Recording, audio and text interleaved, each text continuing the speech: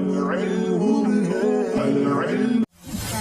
القرآن يوحدنا لطريق الخير يوجهنا الله تعالى أنزله ورسول الله بسم اللہ الرحمن الرحیم. وہ ہر مصدر مذکور کے تا قبل فائے آباشد، اور ہر وہ مصدر جس کا ابھی اوپر ذکر ہوا، یعنی مصدر غیر ثلاثی مجرد، خواہ وہ ثلاثی مزید فی کا مصدر ہو یا رباعی مجرد کا مصدر ہو یا رباعی مزید فی کا مصدر ہو، تو یہ قاعدہ بھی اسی مصدر سے متعلق ہے. وہ ہر مصدر مذکور کے تا قبل فائے آباشد، اور ہر مصدر مذکور کہ اس کے فا کلمے سے پہلے تا ہو. اب اس کو ایک ایک شک کو پڑھتے اور ملاتے چلتے ہیں. دیکھیے جیسے تقابل ایک مصدر ہے اور یہ غیر ثلاثی مجرد ہے، اور اس کا جو فا کلمہ ہے، اس کا جو مادہ نکالیں گے قاف با لام، تو اس کا فا کلمہ ہوا قاف، تو فا کلمہ یعنی قاف سے پہلے تا ہے کہ تا قبل فائے آباشد، کہ اس کے فا کلمے سے پہلے تا ہو، و فا مفتوح ہوا اور فا کلمہ مفتوح ہو. دیکھیے یہاں پر جو ہے فا کلمہ یعنی قاف مفتوح ہے. ما بعد ساکن اولش مضموم باشد، تو اس کے پہلے ساکن کا ما بعد مضموم ہوگا. تو تقابل کے اندر دیکھ لیجیے یہ سارے شرائط پائے جا رہے ہیں، اور اس میں جو پہلا ساکن ہے وہ الف ہے، اور الف کا بعد با ہے اور یہ مضموم ہے. دوسرا ہے وتقبل، تو تقبل کے اندر تعلیل ہوئی ہے. اس میں دو بات ہے ایک جنس کے، تو ایک کا دوسرے کا ادغام کیا گیا ہے. تو اس میں جو پہلا با ہے وہ ساکن ہے، تو یہ مصدر غیر ثلاثی مجرد ہے، اور اس کے فا کلمہ یہ قاف سے پہلے تا ہے اور فا کلمہ مفتوح ہے، لہذا اس کے پہلے ساکن یعنی پہلے با کے بعد والا حرف یعنی با یہ مضموم ہے، اس پر ضمہ ہے. اسی طرح تسربل کے اندر تسربل کے اندر تو ساکن صاف صاف آپ کو دکھ رہا ہے، اور فا کلمہ نسین سے پہلے تا ہے، فا کلمہ مفتوح ہے، تو اس کے پہلے ساکن را کے ما بعد جو با ہے وہ مضموم ہے. وہ ملحقات، اور اس کے ملحقات یعنی ان کے ملحقات میں بھی یہ قاعدہ جاری ہوگا. یہاں شعر نمبر 3 میں آپ دیکھیں گے اس کے ملحقات میں تشیطن ہے، تجورب ہے، تبسکن ہے، تعفرتن ہے، تقلسیون ہے، تو ان سب کے اندر یہ قاعدہ جاری ہوگا. اچھا یہاں ایک بات اور غور کیجیے کہ پہلے قاعدے کے اندر اور دوسرے قاعدے کے اندر جو حرکت کے جس حرکت کو ضبط کرنے کا قاعدہ بیان کیا ہے وہ ہے ما بعد ساکن اولش، پہلے ساکن کا ما بعد. تو اس کی وجہ بھی آخر بیان کریں گے کہ ہم نے جو یہ حرکت کو ضبط کیا ہے صرف ایک حرکت کو ضبط کیا ہے خاص طور پر، اس کی کیا وجہ ہے اس کو آخر بیان کریں گے. پھر اگر فا ساکن ہوا اور اگر فا کلمہ ساکن ہو ما بعد یا مکسور باشد، تو اس کا ما بعد مکسور ہوگا، چون تصریف جیسے کہ تصریف. تو اس کے اندر اور کیجیے آپ، قاعدہ اسی سے متعلق ہے. تو پہلی شرط یہ ہونی چاہیے کہ ممثل غیر ثلاثی مجرد ہو. دوسری شرط یہ ہے کہ فا کلمہ سے پہلے تا ہو. تو تصریف کے اندر اور کیجیے، یہ مصدر ہے غیر ثلاثی مجرد ہے، اور اس میں جو فا کلمہ ہے وہ سواد ہے، اور فا کلمہ سے پہلے تا ہے.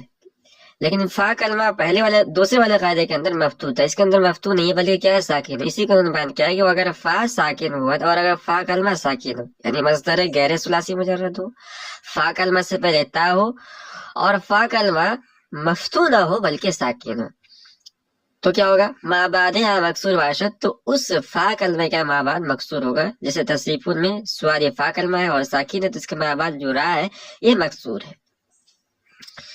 وہ ہر مصدر کی حمزہ وصل در ابتدا داشتہ باشد، اور ہر وہ مصدر کے حمزہ وصل اس کے شروع میں ہو. لفظی ترجمہ تو یہ ہوگا کہ حمزہ وصل در ابتدا داشتہ باشد، ہر وہ مصدر کی حمزہ وصل شروع کے اندر رکھتا ہو. یعنی کوئی مصدر ہے اور اس کے شروع میں حمزہ وصل ہے. حمزہ وصل یعنی وہ حمزہ جس کو اگر ہم ملا کے پڑھیں تو وہ گر جاتا ہو. بار بار ہم نے بتایا کہ حمزہ کی دو قسمیں، ایک حمزہ وصلی ہے اور ایک حمزہ اصلی ہے. حمزہ اصلی کسی حالت میں ساقط نہیں ہوتا ہے، حمزہ وصلی اگر ملا کے پڑھیں گے تو ساقط ہو جائے گا. جیسے یا ایتھا النفس المطمئنہ ترجعی، اس کو جب ہم ملا کے پڑھیں ارجعی کے اندر جو حمزہ ہے وہ حمزہ وصلی ہے، اصلی نہیں ہے. تو اگر کوئی مصدر ہے اس کے شروع میں حمزہ وصلی ہے، ما بعد ساکن اولش مکسور باشد، تو اس کے پہلے ساکن کا ما بعد مکسور ہوگا. چوں اجتناب و استنصار، جیسے کہ اجتناب اور استنصار وغیرہ، اور اس کے علاوہ اور یعنی وغیرہ. تو اجتناب کے اندر آپ غور کیجیے، یہ مصدر ہے، باب افتعال کا مصدر ہے، اور اس کے شروع میں حمزہ وصل ہے، لہذا اس کے پہلے ساکن یعنی جیم ساکن ہے جو فا کلمہ ہے، اس کے پہلے ساکن کا ما بعد تا ہے، یہ مکسور ہے. اسی طرح استنصاروں کے اندر بھی یہ بھی مصدر ہے اور باب استفعال کا مصدر ہے، اور اس کے شروع میں حمزہ وصل ہے، لہذا اس کے پہلے ساکن جو فا کلمہ ہے سین ہے، اس کے ما بعد تا ہے، یہ مکسور ہے، اس پر کسرہ ہے. کہہ رہے ہیں مگر اس قاعدے سے استثناء ہے.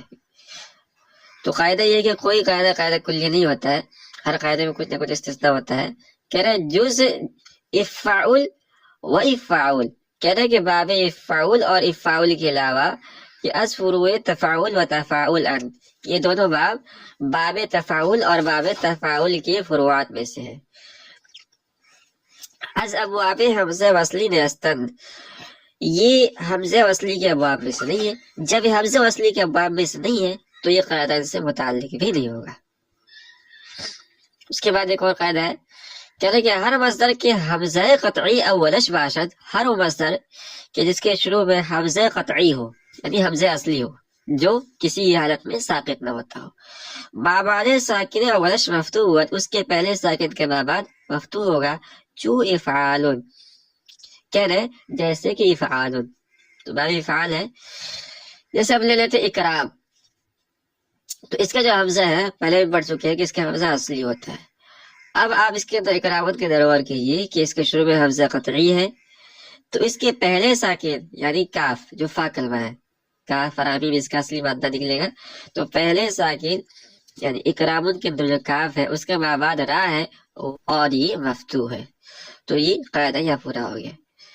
اور اس کے بعد یہ بتا رہے ہیں کہ دری قاعدہ وجہ ضبط حرکتی ما بعد ساکن اول بالخصوص ای است، کہہ رہے کہ ان سب قواعد کے اندر خاص طور پر پہلے ساکن کی ما بعد کی حرکت کی ضبط کرنے کی وجہ یہ ہے کہ خطا در تلفظ بہمی حرف بیشتر اصبرتم واقع میں شود.